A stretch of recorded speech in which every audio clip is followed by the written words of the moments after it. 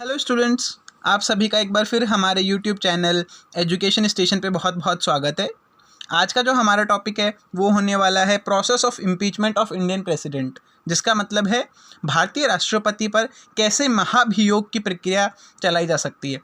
तो महाभियोग और इम्पीचमेंट से मतलब क्या है, कैसे हम राष्ट्रपति को उनके पद से, उनकी पोजीशन से हटा सकते हैं। देखिए, ये इतना सरल नहीं है कि हम भारत के राष्ट्रपति, प्रेसिडेंट ऑफ इंडिया, जो कि फर्स्ट सिटीजन ऑफ इंडिया हैं, उन्हें हम उनकी पोजीशन से हटा सकें। तो देखिए, जो इंडियन कॉन्स्टिट्यूशन में जो प्रोसेस दी गई है उनको उनके पोजीशन से हटाने की, जो कि इम्पीचमेंट, महाभियोग की प्रक्रिया है, वो काफ़ी कठिन है। तो हम देखेंगे कि कैसे प्रोसेस ऑफ इम्पीचमेंट काम करती है। पर सबसे पहले आपको ये चीज़ जान लेना बहुत ज़रूरी है कि प्रोसेस ऑफ इम्पीचमेंट की शुरुआत ऐसा ज़रूरी नहीं है कि पहले लोकसभा से ही की जाए या पहले राज्यसभा से ही की जाए। प्रोसेस ऑफ इम्पीचमेंट की शुरुआत लोकसभा और राज्यसभा दोनों से की जा सकती है, मतलब कोई भी सदन इसकी शुरुआत कर सकता है। देखिए, प्रोसेस ऑफ इम्पीचमेंट करने के लिए पहले तो लोकसभा या राज्यसभा, जो भी सदन प्रोसेस ऑफ इम्पीचमेंट यानी महाभियोग की प्रक्रिया चलाना चाहता है, उस सदन के, मतलब लोकसभा, अगर हम अभी हम एग्जाम्पल के लिए ले रहे हैं कि लोकसभा ने महाभियोग की प्रक्रिया चलाई, तो लोकसभा ने जब इम्पीचमेंट की प्रोसेस चलाई तो लोकसभा के जितने मेंबर्स हैं, चाहे वो इलेक्टेड मेंबर्स हों चाहे नॉमिनेटेड मेंबर्स हों, उनमें से जो 25%, 25%, एटलीस्ट 25%, मीन्स 545 अगर लोकसभा के मेंबर्स हैं तो उनमें से 25% एटलीस्ट जो मेंबर्स हैं उनको एक पेपर पे लिखना होगा कि हम राष्ट्रपति को, जो भारत के प्रेसिडेंट हैं, उनको हटाना क्यों चाहते हैं, उनके अगेंस्ट में चार्जेस क्या हैं, उन्होंने ऐसा क्या करा जिसकी वजह से हम उन्हें हटाना चाहते हैं। तो वो एटलीस्ट 25% ऑफ मेंबर्स, चाहे वो लोकसभा के हों राज्यसभा के हों। हम एग्जाम्पल के लिए क्या मान रहे हैं कि लोकसभा ने अगर इम्पीचमेंट की प्रोसेस चलाई तो 25%, at least 25% of Lok Sabha members, Lok Sabha में कितने मेंबर्स होते हैं 545, तो उनका एटलीस्ट 25% जो मेंबर्स हैं, चाहे वो नॉमिनेटेड हों चाहे वो इलेक्टेड हों, वो एक पेपर पर ये लिखेंगे कि राष्ट्रपति के अगेंस्ट में चार्जेस क्या हैं। उस पेपर पे वो साइन करेंगे। फिर क्या करेंगे, वो उस पेपर को वो राष्ट्रपति को सौंपेंगे और सदन के बाकी सदस्यों को भी सौंपेंगे। फिर वो राष्ट्रपति को 14 डेज़ का टाइम देंगे, जिस पे राष्ट्रपति सोच सके कि उन्हें जवाब क्या देना है। सदन के बाकी सदस्य सोच सकें कि आखिर ऐसा क्या हुआ जिसकी वजह से हमें इम्पीचमेंट के प्रोसेस को स्टार्ट करना पड़ा। तो एटलीस्ट जो 25% जो ये मेंबर्स हैं वो एटलीस्ट 14 डेज़ का टाइम राष्ट्रपति को और सदन के बाकी सदस्यों को देंगे, परंतु एटलीस्ट 14 डेज़ के टाइम के बाद ही आगे की प्रोसेस स्टार्ट की जा सकती है। तो देखिए, एटलीस्ट 14 डेज़ का नोटिस हम किसे देंगे, प्रेसिडेंट को देंगे। देखिए, अगर वो 14 डेज़ का टाइम जैसे ही ख़त्म होता है उसके बाद में लोकसभा की मीटिंग बुलाई जाती है। अगर लोकसभा में ये प्रोसेस ऑफ इम्पीचमेंट चालू हुआ था, तो अगर पहले राज्यसभा में चालू हुआ था तो राज्यसभा की मीटिंग बुलाई जाएगी।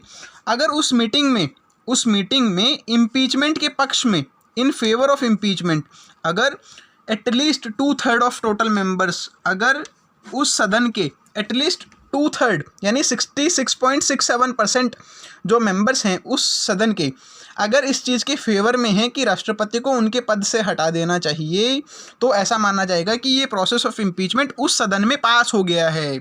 अगर देखिए, ये यहाँ लोकसभा से चला था तो यहाँ पे पहले लोकसभा में मीटिंग बुलाई जाएगी। अगर ये पहले राज्यसभा से चला था, चार्जेस पहले राज्यसभा ने क्रिएट करे थे, उन पे आरोप राज्यसभा ने लगाए थे, तो यहाँ पहले वोटिंग कहाँ होगी, राज्यसभा में। अगर पहले लोकसभा ने चलाए थे तो लोकसभा में होगी, अगर राज्यसभा ने चलाए थे तो यहाँ पहले वोटिंग कहाँ होगी, राज्यसभा में। हमने सुविधा के लिए क्या माना था कि चार्जेस लोकसभा ने लगाए तो सबसे पहले वोटिंग कहाँ पे होगी, लोकसभा में। देखिए, अब लोकसभा में जैसे ही वो 2/3 ऑफ टोटल मेंबर्स, चाहे वो इलेक्टेड हों चाहे नॉमिनेटेड हों, उनसे अगर पास हो जाता है, वो कह देते हैं कि हाँ, राष्ट्रपति को इम्पीच, उनके पद से हटा देना चाहिए, महाभियोग लगा देना चाहिए, तो फिर ये जो प्रपोजल है, उनका जो प्रस्ताव है, वो दूसरे सदन में भेजा जाता है।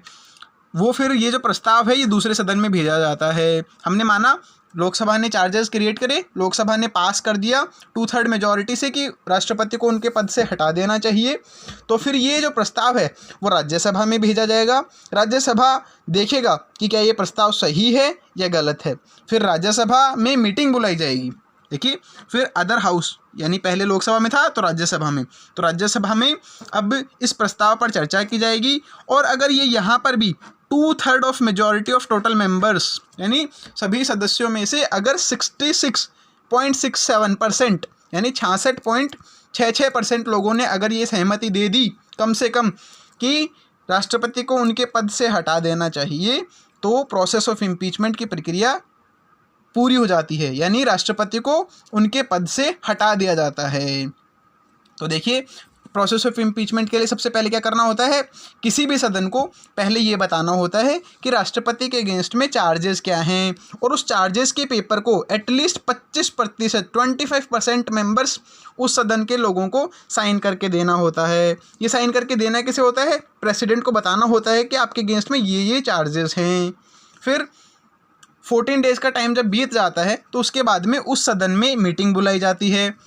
अगर उस मीटिंग में उस सदन के 2/3 ऑफ मेंबर्स, कम से कम 2/3 मेंबर्स इस बात के लिए सहमत होते हैं कि राष्ट्रपति को उनके पद से हटा देना चाहिए, तो ये प्रस्ताव उस सदन में पास हुआ माना जाता है। फिर ये प्रस्ताव प्रपोजल दूसरे सदन में भेजा जाता है।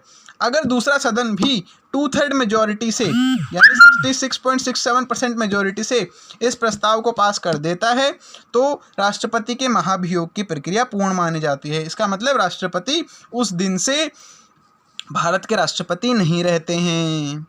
तो आपने देखा। चलिए मैं आपको एक एग्जाम्पल के द्वारा भी इस चीज़ को बता देता हूँ। तो देखिए, ये हमारा एग्जाम्पल है। अगर ये प्रक्रिया पहले लोकसभा से स्टार्ट हुई है तो लोकसभा में देखिए 545 मेंबर्स होते हैं, तो एटलीस्ट 25%, एटलीस्ट 25% मेंबर्स को एक चार्ज पेपर बनाना पड़ेगा और उस पर साइन करने होंगे। तो देखिए 545 का एटलीस्ट 25% कितना होता है, 137 मेंबर्स, तो उन्हें पेपर पे साइन करने होंगे, चार्जेस बनाने होंगे और राष्ट्रपति को इसे भेजना होगा। उसके बाद में 14 डेज़ के बाद मीटिंग में एटलीस्ट 66.67%, 2/3 ऑफ टोटल मेंबर्स, 545 के 2/3 कितने होते हैं, 364, इतने मेंबर्स, कम से कम इतने मेंबर्स को उस इम्पीचमेंट महाभियोग के पक्ष में वोट देने होंगे।